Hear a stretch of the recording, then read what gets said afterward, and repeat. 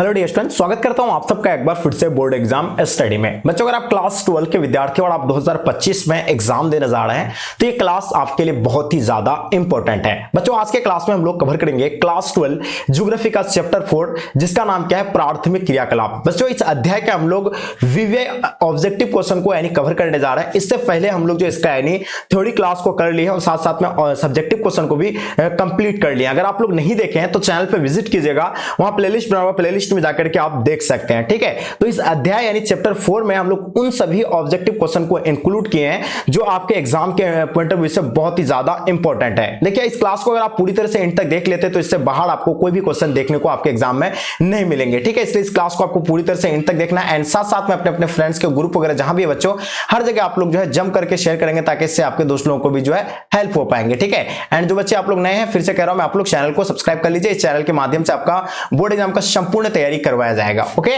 Clear है? चलिए तो ये स्टार्ट करते हैं। जैसे कि आपके स्क्रीन पे आपको दिख रहा होगा पहला क्वेश्चन है ना। फर्स्ट क्वेश्चन आपके स्क्रीन पे क्या कहा जाता है कि निम्नलिखित में से कौन एक रेशेदार फसल नहीं है। यानी रेशेदार फसल उसको कहा जाता है जिससे क्या बनाया जाता है, वस्त्र बनाया जाए या रस्सी वगैरह मतलब बनाया जाए, उसको क्या कहा जाता है बच्चों, रेशेदार फसल कहा जाता है। जिसमें कपास है ना, उसके बाद कॉफी, मेस्टा, जूट। तो हम लोग जानते हैं कपास से भी जो बताया कपड़ा वगैरह, ऊन वगैरह मतलब इससे बना ही जाता है। ठीक है, और साथ साथ में कॉफी एक चाय यानी पेय पदार्थ है। इससे बच्चों ये क्या होगा, एक रेशेदार फसल नहीं है। ठीक है, ये एक पेय पदार्थ और इसका आंसर आप लोग का बच्चों राइट आंसर हो जाएंगे। ठीक है, तो इसका आंसर जो भी बच्चे आप लोग बी दिए हैं बिल्कुल आपका राइट आंसर हो जाएंगे। क्लियर हो गया आपका? चलिए आगे हम लोग देखिए, इसका आंसर आपका क्या हो जाएगा, बिल्कुल क्लियर हो जाएगा, कॉफी। आगे देखिएगा बच्चों, क्वेश्चन नंबर दूसरा देखिएगा आपके स्क्रीन पे, निम्नलिखित में से कौन कृषि आधारित उत्पाद नहीं है। यानी कृषि से संबंधित कौन सा जो है उत्पाद जो बच्चों इससे संबंधित नहीं है। जैसे कि चीनी हो जाएगा, नमक हो जाएगा, उसके बाद ऑप्शन में आपका दिया हुआ कॉफी, चाय। यानी कौन जो है कृषि के अंतर्गत नहीं आता है, इनके बारे में बताइए। तो डियर, उम्मीद है कि आप लोग बिल्कुल बहुत अच्छे से इसका आंसर दे सकते हैं। जैसे कि कृषि से जो संबंधित होगा तो चीनी कृषि से ही होगा, क्योंकि गन्ना उत्पादन करने के बाद ही गन्ना से ही जो है चीनी बनता है। तो गन्ना किसके अंतर्गत आता है, वो कृषि के अंतर्गत आता है। तो इसका आंसर बिल्कुल ए राइट आंसर नहीं होगा। नमक बिल्कुल इसका राइट आंसर हो जाएंगे बच्चों। इसलिए नमक आंसर होगा क्योंकि नमक कोई जो है कृषि से उत्पादन नहीं होता है। ये जो आपको बता दें कि ये नमक जो है का समुद्र पानी से जो बनाया जाता है, तो ये कोई मतलब कृषि के अंतर्गत नहीं आता है। ठीक है, चलिए हाँ, तो इसका आंसर क्या हो जाएगा, बी राइट आंसर हो जाएंगे। और भी ऑप्शन देख लीजिए तो कॉफी तो बताइए होगा कि ये कृषि से संबंधित, चाय भी है ना। आगे देखिएगा बच्चों, क्वेश्चन नंबर तीसरा जो आपके स्क्रीन पे आ गया, बहुत इंपॉर्टेंट क्वेश्चन है। एकदम चीजों को समझते हुए चलना है, आराम से एक एक चीजों को आपको समझना है। निम्नलिखित में से कौन सी जो है खाद्य फसल है बच्चों। खाद्य फसल उन फसल को कहा जाता है जिससे यानी पेट भरने के पर्पज से यानी खाया जाता है। जैसे हम लोग इस्तेमाल करते हैं, जैसे कि चावल हो जाएगा, गेहूं हो जाएगा, मक्का हो जाएगा।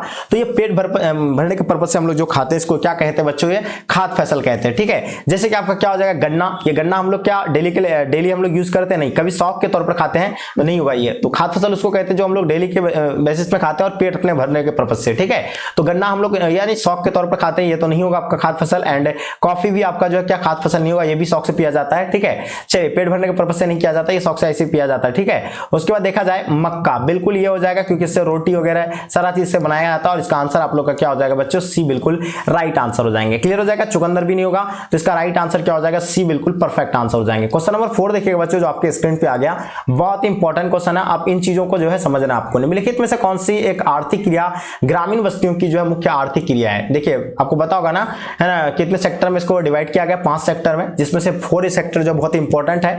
और उसमें से जो है बच्चों यानी ग्रामीण क्षेत्रों में जो है रोजगार जो प्रदान करता है वो कौन सा सेक्टर प्रदान करता है। जैसे कि यहाँ आपको कहा जा गया है कि यानी आर्थिक क्रिया ग्रामीण जो है बस्तियों की जो है मुख्य आर्थिक क्रिया होता है, तो वो कौन सा सेक्टर जो है सबसे ज्यादा जो बच्चों आर्थिक यानी सहायता प्रदान करता है गांवों में। तो याद रखिएगा, वो प्राथमिक हो जाएगा, द्वितीय हो जाएगा, तृतीय या चतुर्थ है। तो बिल्कुल आपको पता होना चाहिए प्राथमिक यानी फर्स्ट यानी सेक्टर इसके अंतर्गत आता है। जैसे कि जिसमें इसके अंतर्गत क्या आ जाएगा आपका, यानी मछली पकड़ना आ जाएगा, खेती करना आ जाएगा, ये सभी जो आपका यानी प्राथमिक क्रियाकलाप के अंतर्गत आ जाएगा, खनन करना आ जाएगा। ठीक है, तो ये सब क्या हो जाएगा आपका यानी प्राथमिक क्रियाकलाप के अंतर्गत आएगा। तो इसलिए इसका आंसर क्या हो जाएगा बच्चों, ए बिल्कुल करेक्ट आंसर हो जाएंगे। ठीक है, तो यहाँ से क्या ग्रामीण बस्तियों के बारे में पूछा गया, तो ग्रामीण बस्तियों में जो आपको पता ही होगा, मछली पकड़ना हो गया, खेती करना हो गया, खनन करना वगैरह सारा ये प्राथमिक क्रियाकलाप में अंतर्गत आता है। लेकिन ये कहाँ होता है, ये गांव में ही होता है, शहर में ये नहीं होता है। मछली पकड़ता है नहीं शहर के लोग, या आपका यानी जो है खेती वगैरह नहीं करते वहां। ठीक है, तो ये सब बिल्कुल इसका आंसर आज राइट आंसर हो जाएंगे। द्वितीय सेक्टर यानी उद्योग वगैरह आपका जो द्वितीय सेक्टर के अंतर्गत आ जाएगा। तृतीय सेक्टर उस सेक्टर को कहा जाता है जिसमें सेवा प्रदान किया जाता है, उसको तृतीय सेक्टर के अंतर्गत आ जाएगा। ठीक है,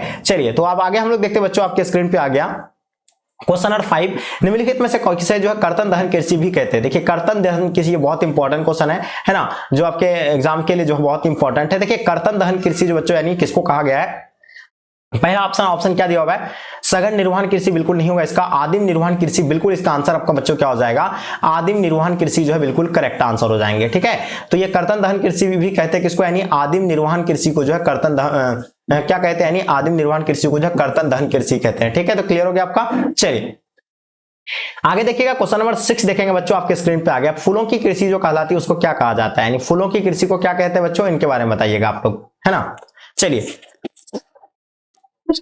चलिए बहुत बढ़िया जी। देखिए फूलों की कृषि को हम लोग जानते हैं कि फूलों की कृषि को मिश्रित कृषि कहते हैं, या ट्रैक फार्मिंग कृषि कहते हैं, रोपण कृषि कहते हैं, पुष्प उत्पादन कृषि कहते हैं। तो देखिए फूलों की कृषि को रोपण कृषि नहीं कहते हैं ना, ट्रक फार्मिंग भी नहीं कहते इसको पुष्प उत्पादन कृषि कहते हैं, और इसका आंसर आप लोग का जो है बिल्कुल राइट आंसर हो जाएंगे। बिल्कुल बिल्कुल बिल्कुल सही आंसर है। ठीक है, तो फूलों की कृषि आप लोगों को समझ में आ गया, जिसमें फूल के उत्पादन किया जाता है। ठीक है, तो पुष्प उत्पादन कहते हैं बच्चों, तो इसका आंसर आप लोग का डी बिल्कुल करेक्ट आंसर हो जाएंगे। क्वेश्चन नंबर 7 देखिएगा बच्चों, जो आपके स्क्रीन पे आ गया है ना। चलिए इस क्वेश्चन में क्या कहता है, रबर किस प्रकार की कृषि की उपज है बच्चों, तो रबर के बारे में आपको समझाना है और अच्छे से आप लोग इसका आंसर देने का प्रयास कीजिएगा। तो अगर रबर की कृषि आपका जो है, रबर यानी किस प्रकार की कृषि के अंतर्गत आएगा बच्चों, तो ये रोपण कृषि के अंतर्गत आ जाएगा। तो इसका आंसर आपका क्या हो जाएगा, बिल्कुल ए राइट आंसर हो जाएंगे। रोपण कृषि के अंतर्गत आपका क्या कहा जाएगा, आपका यानी इसमें गन्ना आ जाएगा, चाय आ जाएगा, कॉफी आ जाएगा, है ना, रबर आ जाएगा। आगे देखिएगा बच्चों, आपके स्क्रीन पे निम्नलिखित में से कौन प्राथमिक क्रियाकलाप है बच्चों, जो मैंने बताया आपको प्राथमिक क्रियाकलाप के अंतर्गत आ जाएगा आपका खेती करना आ जाएगा। ठीक है, कृषि मछली पकड़ना आ जाएगा, है ना, खनन करना। तो ये खेती करना आपका दिया हुआ है, इसलिए इसका आंसर आपका जो बच्चों क्या हो जाएगा, ए राइट आंसर हो जाएंगे। क्वेश्चन देखिएगा आपके स्क्रीन पे बच्चों, 9 नंबर क्वेश्चन जो आपके स्क्रीन पे आपके समक्ष में आ गया। निम्नलिखित में से कौन एकल कृषि नहीं है बच्चों, आपसे क्या पूछा गया, एकल कृषि इसमें से नहीं है पूछा गया। तो मिश्रित कृषि, देखिए डेयरी कृषि में एकल कृषि यानी एक ही प्रकार की कृषि की जाती है ना, तो ये बिल्कुल इसका नहीं होगा, है ना। रोपण कृषि में भी उसी तरह का होता है, व्यापारिक अनाज कृषि में भी वही होगा। तो इसका आंसर आपका बच्चों क्या हो जाएगा, मिश्रित कृषि जो होगा बच्चों, ये एकल कृषि के अंतर्गत नहीं आता है, और इसका राइट आंसर हो जाएंगे। चलिए क्वेश्चन देखिएगा, 10 नंबर क्वेश्चन बच्चों जो आपके स्क्रीन पे आ गया, एकदम आराम से आपको चीजों को समझते हुए चलना है ना। इसमें क्या कहते हैं क्वेश्चन, निम्नलिखित में से जो है कौन सा उद्योग जो है दूसरे उद्योग के लिए जो है कच्चा माल तैयार करता है। तो बच्चों कच्चा माल तैयार करने वाला उद्योग को क्या कहते हैं, आधारभूत उद्योग कहते हैं, कुटीर उद्योग, स्वच्छंद उद्योग, या आपका छोटे पैमाने के उद्योग कहते हैं। तो इसको जो है आधारभूत उद्योग कहते हैं बच्चों, तो इसका राइट आंसर क्या हो जाएगा आपका, यानी आधारभूत उद्योग बिल्कुल करेक्ट आंसर हो जाएंगे। क्लियर हो गया आपका। चलिए आगे देखिएगा बच्चों, आपके स्क्रीन पे विस्तृत व्यापारिक अनाज उत्पादक कृषि की जाती है बच्चों। देखिए विस्तृत व्यापारिक अनाज उत्पादक कृषि जो की जाती है बच्चों, ये क्या पेरेडी क्षेत्र में की जाती है, स्टेपी क्षेत्र में की जाती है, पंपास क्षेत्र में, या फिर अमेजिन बेसिन में की जाती है। तो बिल्कुल ये विस्तृत व्यापारिक अनाज उत्पाद कृषि जो की जाती है, नहीं की जाती है बच्चों। यहाँ से क्या बोला, कृषि नहीं की जाती है, वो तो कौन से क्षेत्र में जो है नहीं की जाती है, इनके बारे में आपको बताना है। देखिए अगर बात किया जाए तो पेरेडी क्षेत्र में जो बच्चों ये जो विस्तृत व्यापारिक अनाज कृषि की जाती है। ठीक है, अगर आप क्लास 12 के 6-7 के अगर आप लोग ज्योग्राफी को पढ़े होंगे तो इन चीज के बारे में बहुत अच्छे समझाया गया है ना। स्टेपी क्षेत्र में भी जो बच्चों यानी विस्तृत व्यापक अनाज कृषि की जाती है, उसके बाद पंपास क्षेत्र में भी किया जाता है, लेकिन अमेजन बेसिन क्षेत्र में बच्चों नहीं की जाते हैं, इसलिए इसका आंसर आपका अमेजन बेसिन बिल्कुल करेक्ट आंसर हो जाएंगे। ठीक है चलिए 12 नंबर क्वेश्चन देखिएगा, यूरोप वासियों द्वारा जो है अपने उपनिवेशों में जो है किस प्रकार की कृषि का विकास किया गया था बच्चों। तो यूरोप वासियों द्वारा जो अपने उपनिवेशों में जो किस प्रकार की कृषि का वापस किया है, तो मिल्पा किया है, रोपण कृषि, मिश्रित कृषि, या अंगूर की खेती। बच्चों तो हम लोग जानते हैं यूरोप वासियों द्वारा अपने उपनिवेशों में जो है किस प्रकार की कृषि का विकास सबसे अधिक किया, तो बच्चों रोपण कृषि का जो है विकास किया। तो इसका आंसर आप लोग का रोपण कृषि बिल्कुल करेक्ट आंसर हो जाएंगे। देखिए खट्टे फलों की जो कृषि से संबंधित है बच्चों, किससे है, तो ये मिश्रित कृषि से बिल्कुल नहीं होगा, यानी खट्टे फलों की जो कृषि जो संबंधित है मिश्रित कृषि से बिल्कुल नहीं होगा वो, है ना। रोपण कृषि से नहीं होगा बच्चों, है ना। उसके बाद भूमध्य सागर कृषि से बच्चों, ये बिल्कुल इसका राइट आंसर हो जाएंगे, यानी खट्टे फलों की कृषि जो संबंधित है बच्चों, वो भूमध्य सागर से संबंधित है। और इसमें जो है किस तरह के किए जाते हैं बच्चों, नींबू हो गया, उसमें आपका जो होगा क्या हो जाएगा आपका, यानी हाँ, तो इसमें इस तरह के जो है आपका यानी भूमध्य सागर में जो है इस प्रकार की कृषि की जो है की जाती है बच्चों। खट्टे फलों की कृषि जो है अंगूर की खेती की जाती है बच्चों, खास करके किधर, भूमध्य सागर क्षेत्रों में। ठीक है, आगे देखिए बच्चों, जो आपके स्क्रीन पे ब्राजील में कॉफी क्षेत्र को क्या कहा जाता है, यानी ब्राजील के कॉफी बागान को यानी क्या कहा जाता है। क्वेश्चन आपको जो है कभी कभी घुमा घुमा के पूछ लेते हैं, कहते हैं कि ब्राजील के कॉफी बागान क्षेत्रों को बच्चों क्या कहा जाता है, तो उसको जो है एजेंडा कहा जाता है, बिल्कुल नहीं, मिल्पा नहीं, मिल्पा तो यानी मलेशिया को इसमें कहा जाता है, लेकिन फेजेंडा बच्चों ब्राजील में कहा जाता है, और इसका आंसर आप लोग का बिल्कुल करेक्ट आंसर हो जाएंगे। क्लियर देखिएगा आपके नेक्स्ट क्वेश्चन 15 नंबर क्वेश्चन, निम्नलिखित में से कौन एकल कृषि उत्पाद है बच्चों। तो बच्चा ये एकल कृषि उत्पाद यानी एक ही कृषि जो एक ही तरह की कृषि होती है, तो बच्चों बिल्कुल आपको पता है एक मतलब जैसे कि रबर हो जाएगा, है ना, केला हो जाएगा, चाय हो जाएगा, तो ये सभी जो बच्चे कौन सा कृषि है आपको बच्चों, तो ये बिल्कुल हम लोग जानते हैं ये रोपण कृषि के अंतर्गत आ जाएगा। तो एक ही तरह का जो कृषि को यानी क्या कहते हैं बच्चों, उसको जो है एकल कृषि कहा जाता है। तो ये बिल्कुल इनमें से सभी राइट आंसर हो जाएंगे, ठीक है। तो ये बिल्कुल आपका आंसर क्या हो जाएगा बच्चों, डी राइट आंसर हो जाएंगे। तो एकल कृषि ये बिल्कुल राइट आंसर हो जाएंगे, है ना। आगे देखिएगा कौन जो है पेशागत कलर का रंग नहीं है, तो देखिए पेशागत कलर का आपके रंग के बारे में पूछा गया है। तो लाल जो है पेशागत कलर का रंग है, नीला भी है, उसके बाद अगर देखा जाए काला भी है, लेकिन गुलाबी नहीं है बच्चों। तो इसका आंसर आप लोग का गुलाबी बिल्कुल करेक्ट आंसर हो जाएंगे, ठीक है। तो जो बच्चे आप लोग गुलाबी दिए है बिल्कुल करेक्ट आंसर होगा। क्वेश्चन नंबर 17 देखिएगा, निम्नलिखित में से कौन जो है प्राथमिक क्रियाकलाप से संबंधित है बच्चों। तो प्राथमिक क्रियाकलाप के बारे में आपको बताना है, ठीक है। तो बिल्कुल आपको डेफिनेटली बताना चाहिए 17 नंबर क्वेश्चन का आपका आंसर क्या हो जाएंगे, ठीक है। तो प्राथमिक क्रियाकलाप के अंतर्गत आपका जो आएगा बच्चों क्या आ जाएगा, देखिए कृषि आ जाएगा आपका, यानी प्राथमिक क्रियाकलाप के अंतर्गत आ जाएगा, ठीक है। उसके बाद वानिकी आ जाएगा, है ना, आखेट आ जाएंगे, तो ये प्राथमिक क्रियाकलाप के अंतर्गत आ जाएगा। तो इसका आंसर आप लोग का बच्चों डी बिल्कुल करेक्ट आंसर हो जाएंगे। क्वेश्चन देखिएगा आपके स्क्रीन पर 18 नंबर क्वेश्चन, निम्न में से कौन जो है रोपण फसल नहीं है। तो रोपण फसल आपको किसको कहा जाता है ना, जैसे कि रोपण फसल के अंतर्गत आपका जो है कॉफी आ जाएगा, गन्ना आ जाएगा, रबर आ जाएगा, जो एक बार जो है उपयोग किया जाता लगाया जाता है और उससे 2-3 साल तक जो है फल काटा जाता है। तो रोपण कृषि के अंतर्गत आ जाएगा। रोपण फसल नहीं है के बारे में आपसे पूछा गया है, तो बच्चों गेहूं जो है रोपण फसल नहीं है ना। तो इसका आंसर आपका सी बिल्कुल करेक्ट आंसर हो जाएंगे। क्वेश्चन देखिएगा 19 नंबर क्वेश्चन, पशु चारण किस आर्थिक क्रियाकलाप से संबंधित है। देखिए पशु चराना या पशु पालना जो बच्चों किसके अंतर्गत आ जाएगा, तो ये प्राथमिक क्रियाकलाप के अंतर्गत आ जाएगा। मैंने जो इससे पहले भी आपको बताया था, ठीक है। तो ये जो है प्राथमिक क्रियाकलाप के अंतर्गत आ जाएगा, ठीक है। चलिए जो गाँव ग्रामीण क्षेत्रों में जो बच्चों ये आर्थिक मदद करती है ना। उसके बाद देखा जाए आपके स्क्रीन पर बच्चों क्वेश्चन देखेंगे हम लोग 20 नंबर क्वेश्चन, रबर का सबसे बड़ा निर्यातक देश कौन सा है, यानी रबर का जो सबसे ज्यादा जो निर्यातक देश है बच्चों कौन सा है, जल्दी बताइएगा। तो रबर का निर्यातक देश रूस हो जाएगा, अमेरिका हो जाएगा, जापान या आपका मलेशिया हो जाएंगे। तो रबर का सबसे बड़ा निर्यातक देश आपका जो बच्चों कौन सा हो जाएगा, मलेशिया सबसे ज्यादा जो है क्या करते हैं, रबर का जो है क्या करते हैं, निर्यात करते हैं, ठीक है। तो इसका जो राइट आंसर हो जाएंगे बच्चों क्या हो जाएगा, मलेशिया बिल्कुल करेक्ट आंसर हो जाएंगे, ठीक है। चलिए बहुत बढ़िया जी, आप लोग इतने अच्छे से जो है आंसर दे पा रहे हैं, बहुत खुशी की बात है। जो काफी इंपॉर्टेंट क्वेश्चन है आपके एग्जाम के पॉइंट ऑफ व्यू से, है ना, तो नोट कर लीजिएगा। आगे देखिए कृषि के अंतर्गत हम जो है इनमें से जो है किसे लेते हैं, तो जो फसल उत्पाद या आपका यानी कृषि के अंतर्गत जो लेते हैं हम लोग, है ना, उसका पशुपालना, मत्स्य उत्पाद। तो बिल्कुल देखिए कृषि के अंतर्गत क्या आ जाएगा, यानी फलों का उत्पादन, यानी फल जो उत्पाद करते हो तो कृषि के अंतर्गत ये आ जाएगा, है ना। पशुपालना ये भी आपका कृषि के अंतर्गत आ जाएगा, है ना। मत्स्य उत्पाद ये भी आ जाएगा। लेकिन तो इसका आंसर क्या हो जाएगा आपका बच्चों, इनमें से सभी बिल्कुल करेक्ट आंसर हो जाएंगे, यानी सभी हो जाएंगे, ठीक है। आगे देखिएगा कृषि के लिए इनमें से कौन सबसे अधिक जो उपयुक्त बच्चों, तो कृषि के लिए सबसे ज्यादा उपयुक्त है जो इसमें से कौन सा है, पर्वतीय ढाल हो जाएगा, उच्च पठार या आपका यानी मैदानी क्षेत्र, आपको वर्षाभर क्षेत्र के बारे में बताना है। तो बच्चे बताइए इसका आंसर आप लोग का क्या हो जाएंगे। सो डेफिनेटली आप सभी बच्चों का आंसर करेक्ट होना चाहिए। अगर बात किया जाए कृषि के लिए में से कौन सबसे अधिक जो उपयुक्त है बच्चों, तो सबसे अधिक जो मैदानी क्षेत्रों में सबसे ज्यादा जो बच्चों कृषि की जाती है।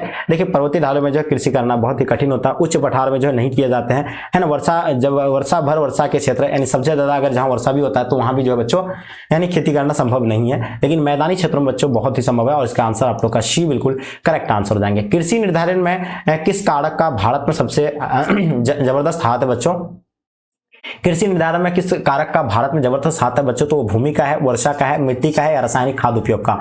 तो सबसे ज्यादा जो बच्चों सहायता करता है वो पता होगा आपको, निर्भर जो है वो वर्षा पर है। अगर वर्षा अगर सही समय पर सही टाइम पे हो जाता है तो बच्चों इससे जो है काफी जो उत्पादन यानी बढ़ोतरी होता है, उत्पाद में काफी बढ़ोतरी होती है, किसमें यानी उपज में, ठीक है, अपना भारत में, ठीक है। तो ये चीजें आप लोग का बिल्कुल पता होना चाहिए, वर्षा पर निर्भर रहता है, ठीक है। आगे देखिएगा बच्चों किस फसल की खेती में जो है बुआई के समय जो है कम तापमान होना चाहिए। तो कौन सी फसल जो है लगाने के टाइम पे जो है कम तापमान की जरूरत होती है, तो ये बहुत ही आसान क्वेश्चन है ना। धान की खेती के लिए जो बच्चों इसके लिए जो है क्या होना चाहिए, तापमान भी होना चाहिए, बारिश वगैरह सब होना चाहिए, लेकिन गेहूं के लिए नहीं होना चाहिए। गेहूं के लिए बहुत ही कम ताप चाहिए, इसका टेम्परेचर जो होता है बहुत कम चाहिए, ठीक है। तो इससे हो जाता है, लेकिन ये बिल्कुल धान के लिए की जाती है, जूट के लिए भी नहीं होगा, कपास के लिए भी नहीं। तो इसका आंसर गेहूं बिल्कुल करेक्ट आंसर हो जाएंगे। किस फसल की खेती जो है पहाड़ों ढालों पर की जाती है, देखिए आपको बताया पठार या पहाड़ पर जो है किस तरह के ढाल, इस तरह के ढाल पे जो बच्चों यानी जो पहाड़ और पठार होते हैं इस तरह के ढाल पे जो किस प्रकार की खेती की जाती है, जो जूट की जाती है नहीं, उसमें जो सबसे अधिक पता है आपको चाय किया जाता है, चाय जो है उत्पाद किया जाता जाता है, क्योंकि इसको सिरुनुमा खेत के आकार का इसको बना करके जो है बच्चों चाय का उत्पाद किया जाता है। तो ये चीज आप लोग बिल्कुल नोट करनी है, जो काफी इंपॉर्टेंट था, जो मैंने आपको बताया। ठीक है, तो जो आप लोग नोट कर लीजिएगा। आगे देखिएगा 26 नंबर क्वेश्चन, चाय का सबसे बड़ा निर्यातक देश कौन सा बच्चों? तो चाय के बारे में आपको बताना है। ठीक है, तो उम्मीद है कि चाय के बारे में आप लोग को पता होगा। तो चाय का सबसे बड़ा उत्पादक देश कौन सा बच्चों? श्रीलंका हो जाएगा, भारत, चीन ये आपका मेहमान हो जाएंगे। ठीक है, तो इनके बारे में आप लोग बताइए। देखिए चाय का सबसे बड़ा उत्पादक जो है कभी कभी क्या होता है, चीन आ जाता है प्रथम स्थान पे, कभी क्या आ जाता है, भारत आ जाता है अपना। लेकिन अभी जो है बच्चों अभी चीन आपको दिखा रहा होगा, गूगल वगैरह सर्च करेंगे, लेकिन इसका आंसर जो होगा आपका यानी भारत ही होना चाहिए। ठीक है, क्योंकि ये आपका बुक में दिया हुआ है एनसीईआरटी। ठीक है, तो इसका आंसर आप लोग का क्या हो जाएगा बच्चों? बी परफेक्ट आंसर हो जाएंगे। क्लियर हो गया आप लोग? तो बच्चों देखिए ये चैप्टर नंबर 4 था। क्या था आपका? यानी चैप्टर 4 था, है ना, चैप्टर 4 जिसका नाम क्या था बच्चों? प्राथमिक क्रियाकलाप था। क्या फर्स्ट यानी सेक्टर था, और प्राथमिक क्रियाकलाप के अंतर्गत हम लोग जो पढ़े बच्चों इन सब चीजों के बारे में पढ़े, और जो इन्हीं से आप जो है क्वेश्चन आपके एग्जाम में आपको देखने को मिलेंगे, इससे बाहर आपको क्वेश्चन देखने को नहीं मिल सकता है। ठीक है, चलिए तो आप लोग अच्छे से इन सब चीजों को जो है अच्छे से रटिए और याद कीजिए, 2 से 3 बार से रिवाइज कीजिए, है ना। अगर आप चाहते हैं कि हम 100 में 100 क्वेश्चन को सॉल्व करें, तो आप इस क्लास को पूरी तरह से इन तक बने रहेंगे। उम्मीद है कि क्लास आप लोग को बहुत ही मजा आया होगा। बच्चों मजा आया तो लाइक करके जम करके अपने दोस्तों के साथ जरूर शेयर कीजिए, ताकि इससे आपके दोस्त लोगों को भी जो है हेल्प हो पाएंगे। ठीक है, तो ये था आप लोग का जो है इस चैप्टर, जिसका नाम क्या था बच्चों? प्राथमिक क्रियाकलाप थे, और उनके बारे में बहुत अच्छे से आप लोग डिटेल से जो है जान भी लिए। ठीक है, तो उम्मीद करता हूँ कि क्लास आप लोग को पसंद आया होगा। तो चलिए, जब तक के लिए आज का क्लास यहीं तक एंड करते हैं। जब तक के लिए जय हिंद, जय भारत।